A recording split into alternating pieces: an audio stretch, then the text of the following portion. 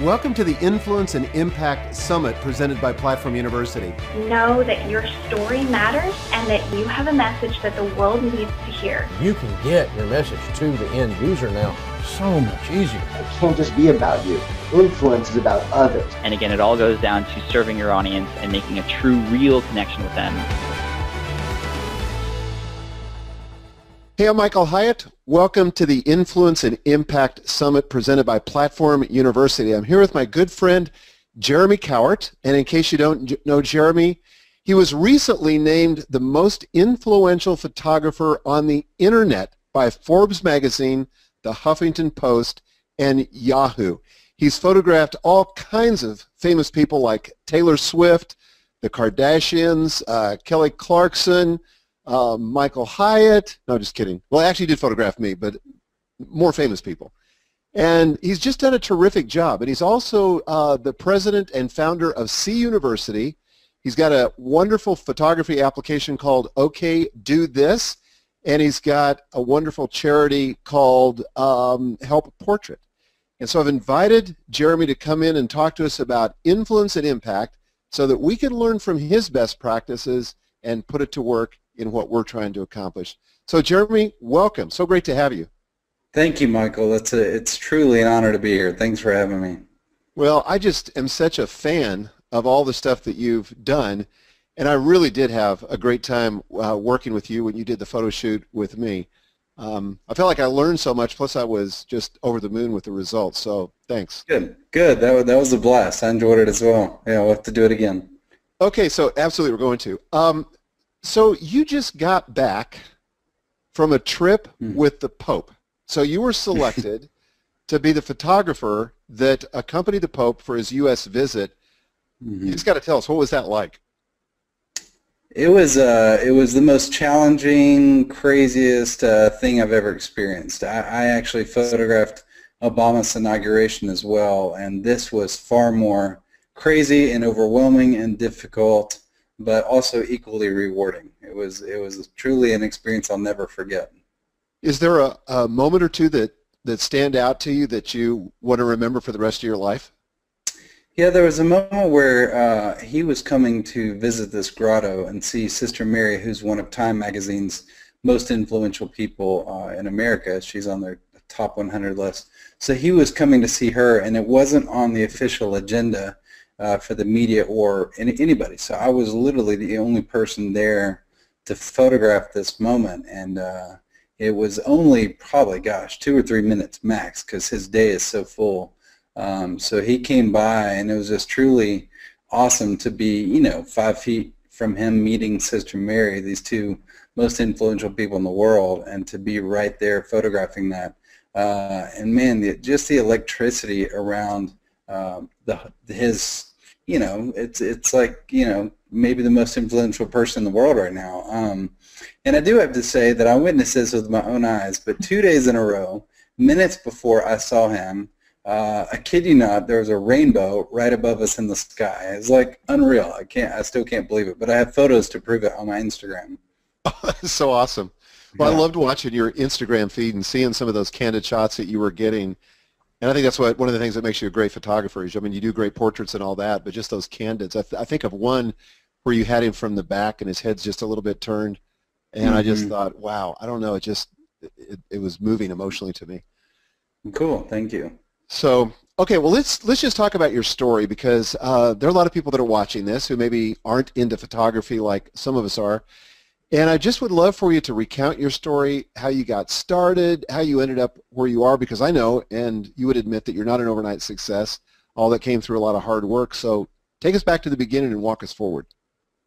Yeah, I've been sharing this story at all the conferences, but my story really started out as a kid. Obviously, I just never thought I could do anything. I never thought, the education system actually taught me that I was stupid, because it taught you that if you don't make good grades, if you're not the valedictorian, if you're not straight A's, then you're dumb. And so early in my life, I just thought, okay, well, I'm not going to accomplish much, so I set my expectations very, very low. I nearly failed at my only photography class I ever took. I made a D. I love hearing that. I got fired from my first job as a designer. I was told not only to that I was fired, but I was told to leave creativity altogether. Like just go be a youth pastor or something. That's what they said. And so I was loaded with fear and insecurity, and I can't do anything. But my dad, growing up, always taught me Philippians 4:13, and so I can do all things through Christ who strengthens me. And so, eventually I just started to believe in myself and just had that fearless approach. I worked for a couple more ad agencies after I got fired, and eventually realized that I didn't love the ad world, and I wanted to start my own thing. And so I just started working with friends here in Nashville, just started designing things for friends, and that kind of took off, and labels started hiring me. And then in the early 2000s, that when digital cameras really came about, I bought one to shoot textures and things around the house to include in my design work. And then I fell in love with the process of photography, even though I nearly failed in college. And then I started photographing those people I was designing for. And then that led to me really falling in love with the process of photography. And then in 2005 is when I quit cold turkey my design career and started, became a photographer, and that was it. That's when I said. And then shortly after that, an agent in Hollywood discovered me, and I signed with her. And the next thing I know, I'm shooting celebrities, and for movie companies and TV and film and all that. And so it really was a quick. Once I made that decision to just jump, it was a lot of faith and a lot of luck and a lot of also preparation and hard work, all of that combined. So tell us a little bit about the scope of your work today, like some of the people that you're working with. Tell us about, we're going to get into more detail in a little bit, but about C University and the charity and OK Do This and all that. Yeah, I find that ultimately I feel like I'm an idea person. I mean, cameras have been my tool, but at the end of the day, I love dreaming and brainstorming and coming up with an idea and seeing that idea through. And so that's taken many forms over the years, and I feel like this year, for the first time, it's all working. I invented an iPhone app a few years ago, as you mentioned, called OK Do This. And we just sold it recently. That news is about to come out here soon. Oh, good. And it'll have a whole new life. And so that's going to be an exciting adventure. I've got a lighting invention that's coming out in the next 6 to 9 months. I launched C University this year, which is an online teaching platform that was highly, highly inspired, honestly, by Platform University. Awesome. And our mutual friend Jeff Walker, Jeff's book really inspired me to just learn. I mean, I've learned a lot from both of you, and so C University has become a huge part of what I do now, and so I love teaching people and inspiring people to learn photography and do bigger things in their life, bigger than themselves, I should say. And then I'm still shooting, like crazy. This has been my busiest year as a photographer. But probably the biggest news is as you know, I adopted 2 more children this year. So from Haiti. So I'm now, the father of 4 children. And so the home life is just as awesome and crazy as the business life. So there's a lot going on. Congratulations on all that, and especially the 2 kids from Haiti. It just shows a lot of commitment where your heart is. Amazing. There are millions of photographers out there that are shooting faithfully every week, and somewhere along the way you got a break. And can you pinpoint it? Was it one break, or were there a series of breaks? And obviously you're very talented, you've done the work, all that, but were there some breaks along the way? I do feel like the break was, I was up for a job against other photographers, very famous photographers, and I ended up getting the job. And those other photographers, some of them were represented by a Hollywood agent. And so when I beat her for the job, she called me and she said, "Man, your work is amazing. I didn't even know who you were, but I love your work and I'd love to represent you." And I'll never forget that moment. I was driving downtown in Nashville. And so I looked her up when I got home. I didn't even know photography agents existed, but I looked at her website, and of course all the photographers were amazing. So we signed a deal, and that really is what got me out of the Nashville bubble, you know, because I was just shooting for local record labels. So to go from Nashville record labels to meeting with, you know, NBC and ABC and Fox and all these TV networks was definitely a huge break. And it was just completely luck, you know, just following my passions here locally that ended up opening a huge door in Hollywood for me that then opened so many more doors. So yeah, that was kind of a pretty pivotal break for sure. That sounds like it. You know, I think a lot of people think if they could just get those breaks, you know, they could be successful. And one of the things I've discovered, and I'd love to validate this with you, but, you know, it's usually in the context of working hard, being faithful with what you've been given, and just being a good steward. And, you know, the opportunities come to those people oftentimes in surprising ways that they couldn't have manufactured or planned for. But if you just kind of sit around on the couch all day and don't do the work, you're not going to get lucky, so to speak. Do you agree with that? Right. Oh, absolutely. Yeah. I mean, I'm always hustling. I never know where things are going to go. I never know what the next step is. I just start doing. I just love doing. I love getting things started. I mean, even all the personal projects I do, I never have an idea of where they're going to land or how it's going to work out in the end, but I just know that I'm supposed to do it. So I just send out those first steps. You know, when my Haiti project started out with just using Twitter to spread the word of my idea, and the next thing I know, I'm on a military plane to Haiti and I'm crashing with people that I met through Twitter, and you know, like you just start stirring it up, and it's amazing what can happen by doing that. One of the things, Jeremy, that I've really admired about you is how you've leveraged your platform for good. It doesn't seem like with you, your platform is the end game. You know, it's a means to an end of doing good in the world. But could you talk just a little bit about Help Portrait and what you've done in some other areas to use your platform for good? Yeah, I always say that we shouldn't stop at aiming for greatness, because I think that we should use greatness to serve a greater purpose. You know, I got to a point in my career where I had arrived at this, you know, kind of rock star photographer thing, and I just realized, like, man, who cares? Who cares that I take pictures of pretty famous people? How is that helping anybody? What good is that really doing at the end of the day? And so I'm always trying to figure out how to leverage what I still consider to be a small platform, my small little window into this world. Like, how can I point people? And I love to use the analogy of a photography reflector. You know, if I want to hold a reflector with all this attention coming at me to bounce it towards things that matter more. And so Help Portrait is a beautiful way for me to do that, to take the photo shoot experience and give that to people in need.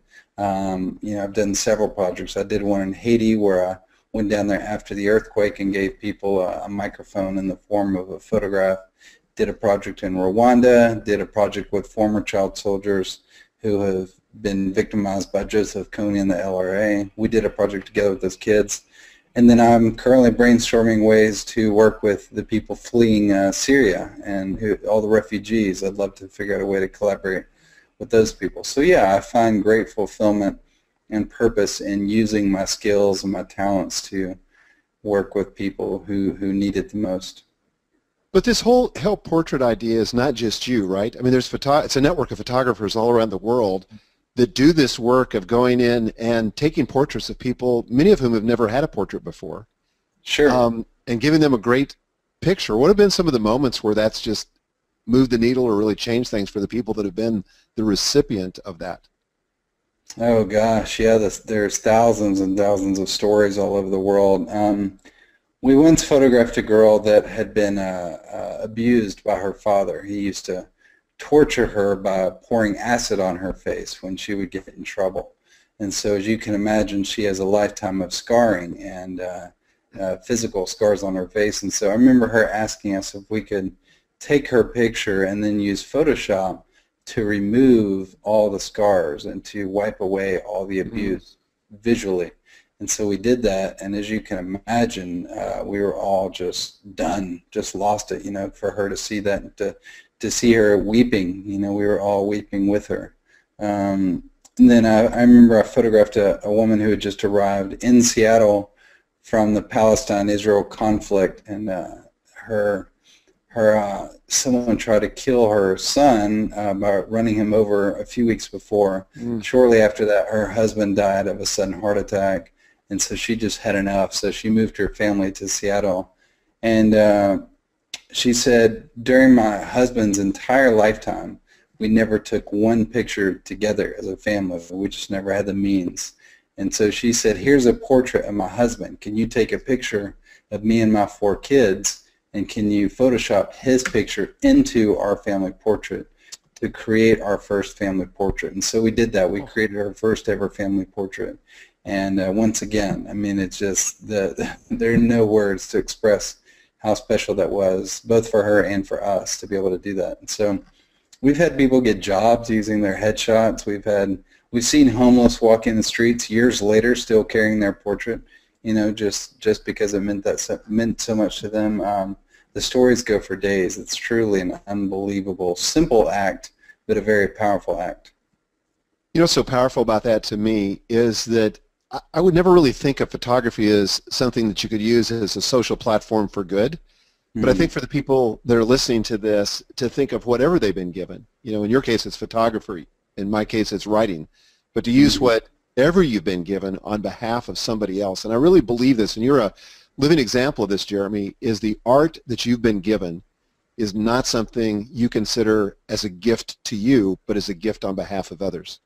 And so you're so open with sharing that with other people. And I think that's a lot of the reason why you're successful. It's just like you're a giver, and you're not a giver to get, but you're a giver, and it's come back to you. Yeah, I love, you know, that's where I find my purpose and my fulfillment. You know, I feel God's given me a gift to give, and it's just been an amazing journey, and I can't wait to figure out more ways to keep doing that, using creativity and art and photography to give back. I love that. So on the one hand, you're a philanthropist, so you've got this thing with Help Portrait and other projects, but you're also kind of an unapologetic capitalist, let's be honest. And, you know, that really kind of enables everything else, right? Or it certainly helps it. But let's talk about See University. And for those of you that are hearing us say that, it's S-E-E, See University, or C-U, which is like one of the most all-time clever play on words. That's one of those things where I saw it and I went, man, why couldn't I have thought of something so clever? But I want to talk about, when did you first have that idea for See University, and what did you see as the potential of that? And it could be, by the way, financially or educationally or whatever. Yeah, it was actually much more of an emotional thing. I lost my brother last year due to a sudden heart attack. And after I lost my brother, I really started to think about death and started thinking about, man, what if my brother and I are just alike. Like we have all the same like side of our family. He's just an older version of me. And so I couldn't help but wonder, like, man, what if I passed away? Like, how cool would it be to teach everything I've learned in my life? And not just me, but all of us. Like, what if we all taught everything we've learned in life? Because we live in an age now where we can't. But, like, if you Google my grandfather, you get 0 results. You know, you don't get much with even my father. But everybody who's tweeting and Facebooking and blogging, you know, there's infinite results out there. So I'm always wondering, what are my grandchildren's grandchildren going to learn from me? You know, we really are the beginning of our digital family trees. We are the beginning of our last names. You know, it starts with us. And so I just had this vision of, man, what if I just put all my knowledge in my lifetime out there on the internet for my followers to learn from, but more importantly, my children. Like, I just love that idea.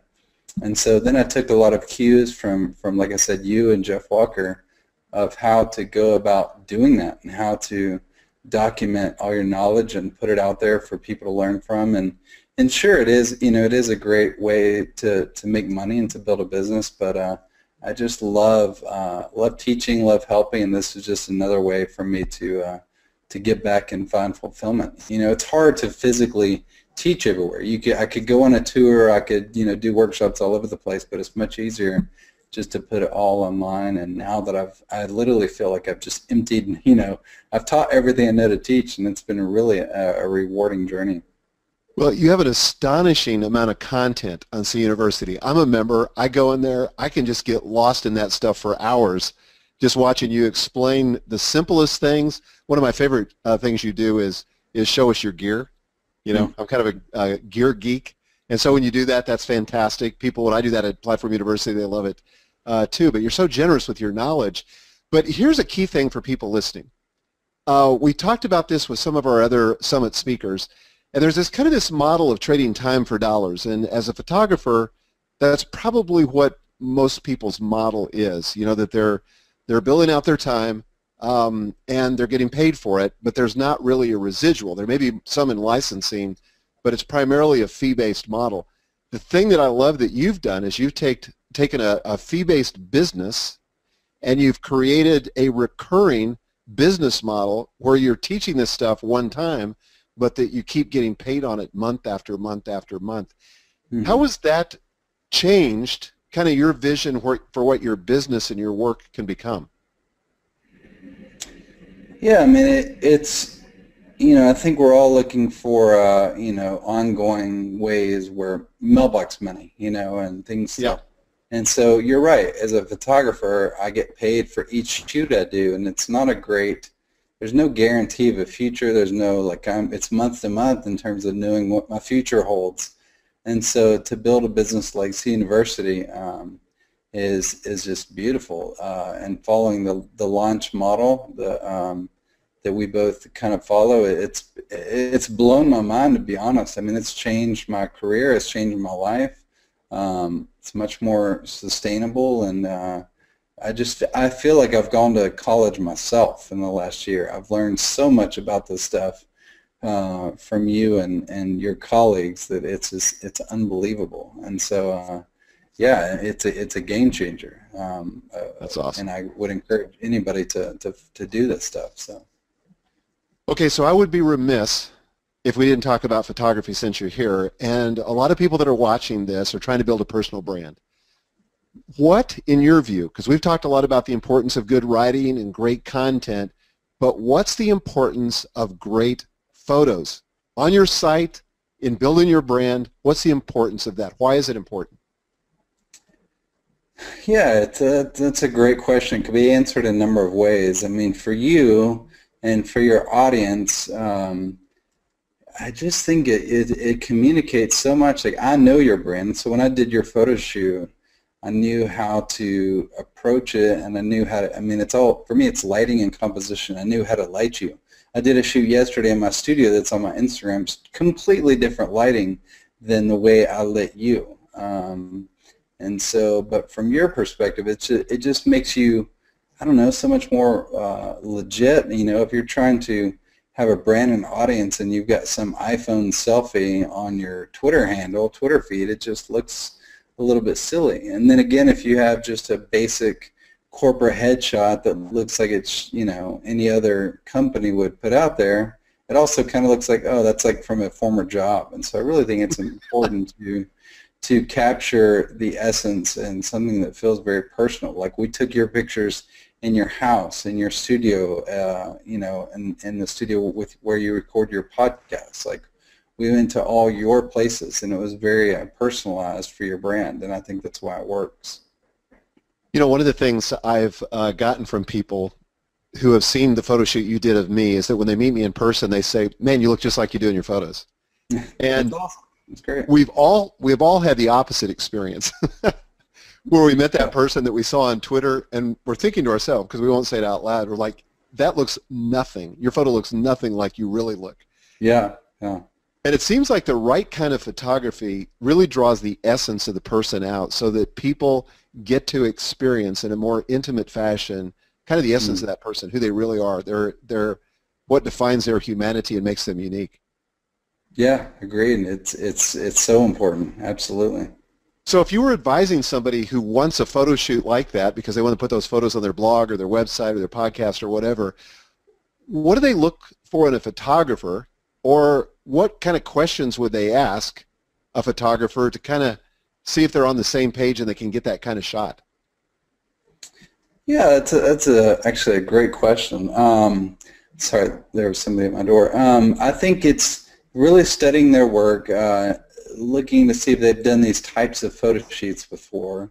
I mean, again, for me, it's so much about lighting.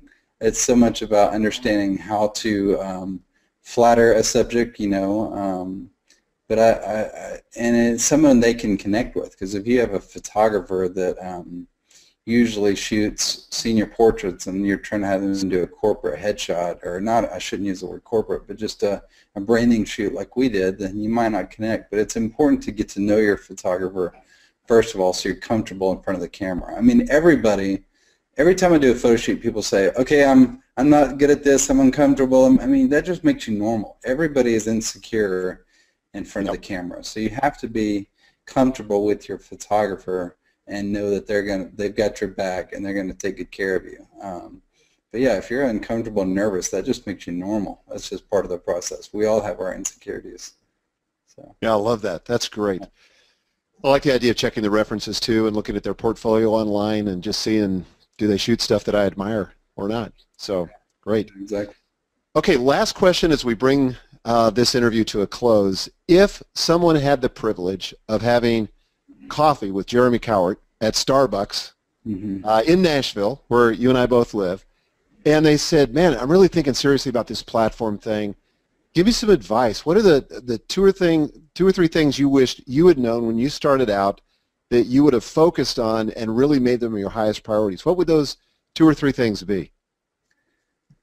Well, as I've learned in the last year, is like you gotta build that email list. Like email list building is becomes such a huge part of my business, and social media is awesome. Having followers on social media is great, but people still so much rely on, everybody checks their email on a daily basis, and it's such a personal, beautiful way to communicate with your audience. In fact, I was just telling a 22-year-old friend of mine the other day, huge on the internet, has tons of followers, but he kept laughing at the idea of building an email list. I was like, dude, trust me, your 30-year-old self will thank you and will thank me for telling you to do this, but you got to focus on, getting that list built. And I don't know, being authentic. Like, I admire you because you have such a focused, driven plan every day. Like, even on your Periscope broadcast, you really are thorough and consistent in your delivery of what you're saying and what you're delivering, and people can depend on you for that consistency. And so I think there's a lot to learn in that. It's just identifying your voice, knowing what it is you have to say, and then really honing that in and letting your audience know that it's going to be consistent and they can depend on that on a continual basis. Wow, fantastic. That's great advice. So build an email list, be authentic, be consistent. Those are great tips for all of us. Very cool. Well, Jeremy, you've been very generous with your time. Thank you for sharing your wisdom with us. For those of you watching, I want to encourage you to go to jeremycowart.com. You can connect with Jeremy there. And can they get the link to C University there too? Yes, it's at the very top of the navigation. Okay, fantastic. And I just want to encourage you guys to share this interview with your followers and your friends. Somebody you know needs to hear this today, needs to be encouraged by what Jeremy had to share. And by the way, we're giving away 3 memberships to Platform University. The more you share, the more opportunity you have to win. And we'll look forward to seeing you in our next interview. Thanks. Welcome to the Influence and Impact Summit presented by Platform University. Know that your story matters and that you have a message that the world needs to hear. You can get your message to the end user now so much easier. It can't just be about you. Influence is about others. And again, it all goes down to serving your audience and making a true, real connection with them.